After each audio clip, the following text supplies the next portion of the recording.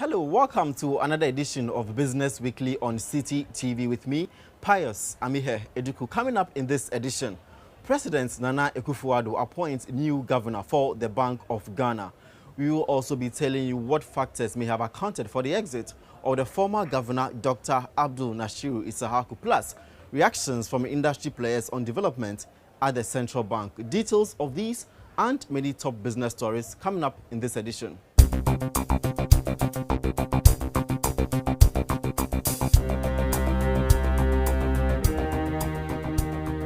In our first story, President Nana Addo Dankwa Akufo-Addo has appointed Dr. Ernest Addison as the new governor for the Bank of Ghana. His appointment comes on the heels of the resignation of former governor Dr. Abdul Nasir Isahaku, which takes effect on Saturday, April 1st, 2017. Dr. Addison, until his appointment, was the lead regional economist of the African Development Bank at its Southern African Resource Center. He served as the Director of Research at the Bank of Ghana and was the Chief Economist of the West African Monetary Institute from 2001 to 2002. Meanwhile, the Minister for Monitoring and Evaluation, Dr. Anthony Akoto-Osei, has told City Business News the differences in political ideologies between the former governor, Dr. Abdul Nasir Isahaku, and the New Patriotic Party may have accounted for his resignation. According to Dr. Anthony Akoto-Osei, Dr. Isahaku's open support for the erstwhile NDC government could have influenced his decision to resign. In a related development, some economists have been sharing their expectations of the new governor with City Business News. A lecturer at the University of Ghana Business School, Dr. Lord Mensah, tells City Business News he expects the new governor to work to maintain economic stability with the already downward trend in inflation and interest rate.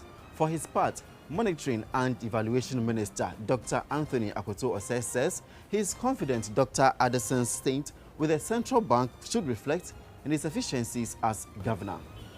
Also this week, a Deputy Finance Minister designate, Charles Edibuahin, warned against the capping of the number of banks in the country. There are currently 33 banks in the country, with the number expected to rise to 35 by the end of this year. Proponents for a cap on the number of banks in the country have argued that despite Nigeria's population of over 189 million people, the country is operating with only 26 banks. Also in South Africa, with a population of about 55 million people, only 7 banks are operating in the country. But answering questions from lawmakers during his vetting, Charles Edibuahin cautioned that the capping of the number of banks in the country will go against Ghana's free market system. Let's now take you to the cocoa sector, where the newly sworn-in board chairman for the Ghana Cocoa Board, Hackman Owusu Agyemang, has disclosed that the syndicated loan for the board, a earmark to pay cocoa farmers, has been exhausted. According to him, the money was earmarked for a specific duty in paying cocoa farmers, but has been used for other purposes. Speaking at his swearing-in early this week, Mr. Owusu Agyemang, however, assured that the board will find alternative means to raise funds to pay the cocoa farmers. In the energy sector this week, the Institute of Energy and Climate Change Policy urged government to go beyond the Philip Addison Committee to punish all individuals whose actions led to Ghana losing millions of cedis in the Ameri power plant deal. According to the Institute, the move will also determine negligence on the part of public officials and avert such occurrences in the future. The Philip Addison-led committee charged to review the Ameri power plant deal in its final report advised government to renegotiate the contract or abrogate it on grounds of fraud. According to the committee, Ghana paid an extra $150 million in commission to Ameri.